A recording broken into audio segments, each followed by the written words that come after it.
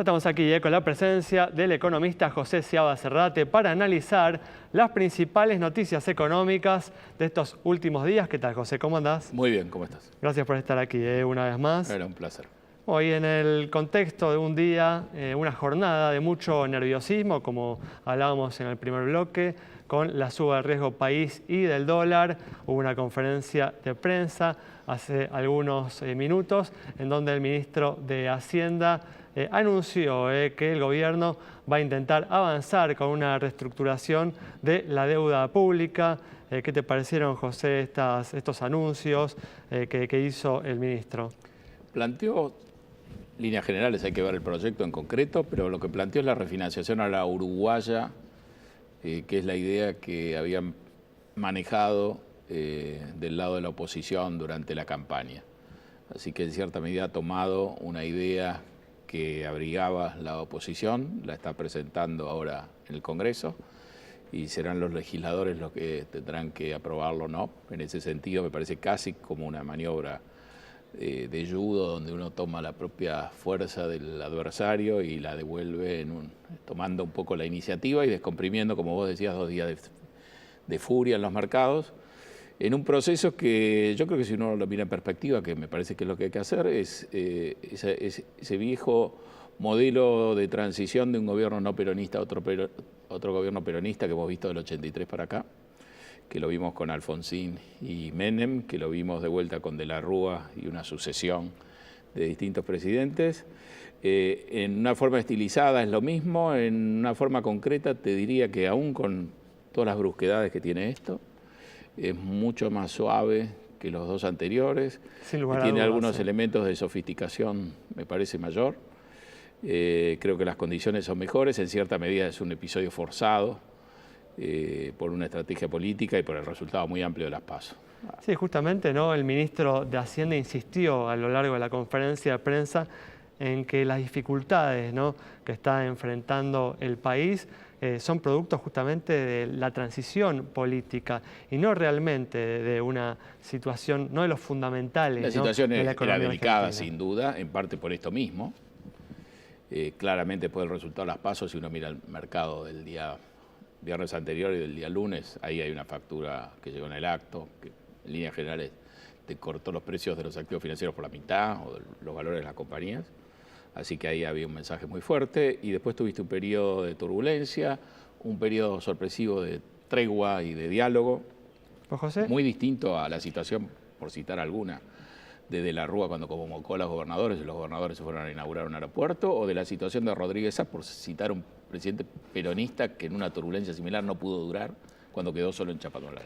José, ¿ves a estos anuncios del ministro de Hacienda como parte de una estrategia, una jugada política, o realmente ves una necesidad de reperfilar justamente los vencimientos de la deuda pública argentina? Lo veo como una jugada de ajedrez y esto se está conservando, te diría prolijamente. Lo normal es que se pateara el tablero. Y en ese sentido te decía que es diferente. Es una jugada económica porque el estrés económico y financiero es muy grande, pero forma parte de un juego político mayor que es, en última instancia, el que marca los tiempos y las condiciones. Hola, José, ¿cómo estás? Muy bien. ¿Qué significa extender los vencimientos y cómo podría impactar eso en la economía, tratándolo de llevar un poco más a lo... Bueno, habría que compararlo con la alternativa que tenía uno en estas circunstancias, y la alternativa que estaba en mente ya eran alternativas, digamos, complicadas, de posibilidad, por ejemplo, de cubrir los pagos, los vencimientos. El programa con el fondo permitía financiar casi todo el programa si uno tenía cierto límite inferior de renovación en letes y letras en pesos. Lo que dijo el ministro fue que esto, después del resultado de las PASO, se destruyó, se cayó verticalmente, no se iba a conseguir, y ese es el disparador de esta decisión ahora, ¿no? Bueno, justamente por el mal resultado, ¿no?, que tuvieron las licitaciones que se fueron haciendo. Los problemas del mercado plazo, monetario de corto plazo en una situación así son gravísimos acá y en todas partes.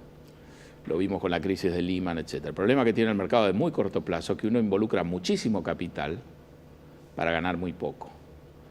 En líneas generales, si uno tuviera una letra de $100 y una tasa anual, no sé, del 10%, lo que estaría jugando son $90 para ganar nada más que 10.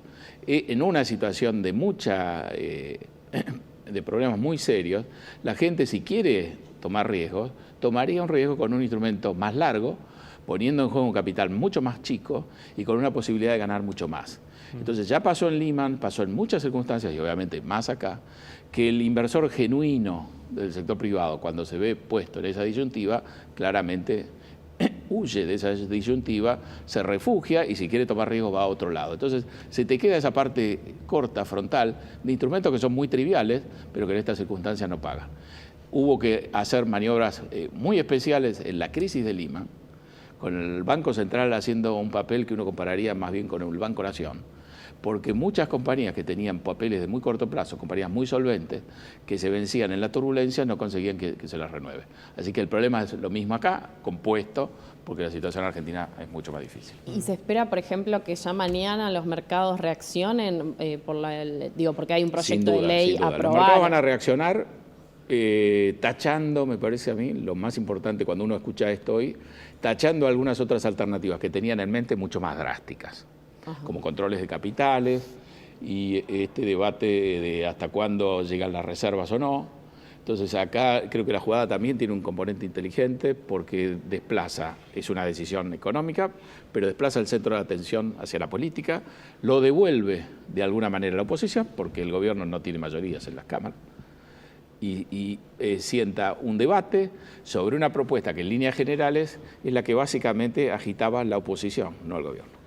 Te hago una pregunta difícil, pero bueno, especulemos, ¿no? Justamente, ¿crees que esta medida va a ayudar a traer algo de calma a los mercados mañana? Puede ser, pero esta no es la última jugada, ni mucho menos. Este es un juego mucho más largo. Desde ya, claro, tal cual. Y tiene un nivel de perversión importante, propio, digamos, de esta dinámica. Y ahí me parece que también es bueno volver a pensar en esas dos transiciones y lo que fueron para la Argentina. Creo que hay que prestarle atención a todo ese discurso inicial del ministro que parecía que no iba a ningún lado. Ahí está la clave. Yo creo que el ciudadano tiene que tomar nota de que él es un jugador, aún sin tener una sola lete, una posición financiera ni nada. Él es un jugador en este juego porque este es un juego que le pone a él enorme presión. Es un juego que descuida, me parece, el interés de la nación y se centra mucho en que hay que definir en este momento si uno es gobierno o si se queda a pie. Y eso para los políticos es muy importante, para los ciudadanos no tanto, pero lo que acá se juega es, en última instancia, el bienestar económico, financiero, emocional de toda la población. Bueno, lo que sugerís entonces es que esta inestabilidad, este nerviosismo, se va a extender hasta el 27 de octubre en forma inevitable. Si se resuelve la elección ahí, de esta manera, si no, será hasta noviembre, y después creo que hay un periodo que puede ser potencialmente más complicado, que es ese periodo donde uno ya ganó la elección, puede ser menos civilizado todavía que lo que ha sido hasta ahora, y todavía no se entregó el mando. Entonces ese periodo que puede ir del 27 de octubre al 10 de diciembre o de noviembre a diciembre, es un periodo donde la responsabilidad formal es del presidente Macri, pero ya se sabe quién ganó, ya el que ganó no tiene que conseguir ningún apoyo popular y tiene un periodo como para pasar un montón de facturas que las va a terminar pagando Macri, inclusive en la comparación histórica de los números de Macri, eso va a quedar asentado como que es la herencia que uno recibió de Macri y ese es un peligro muy grande. Pues no esperás un gesto de grandeza Espero varios. Ninguna de las fuerzas políticas. Me parece que el votante en el fondo es el que podría conseguir gestos de grandeza de los políticos que están peleando, en el sentido que todavía no ha puesto su voto.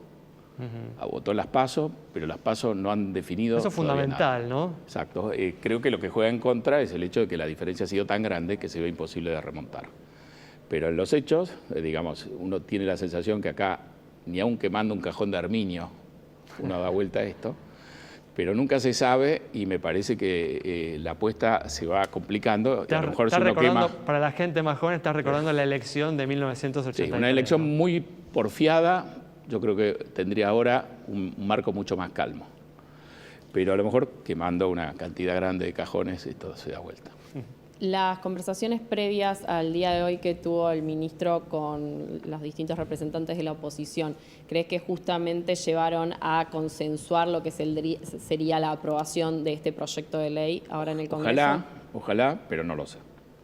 Muy bien, perfecto. Bueno, José, muchas gracias por haber estado con nosotros.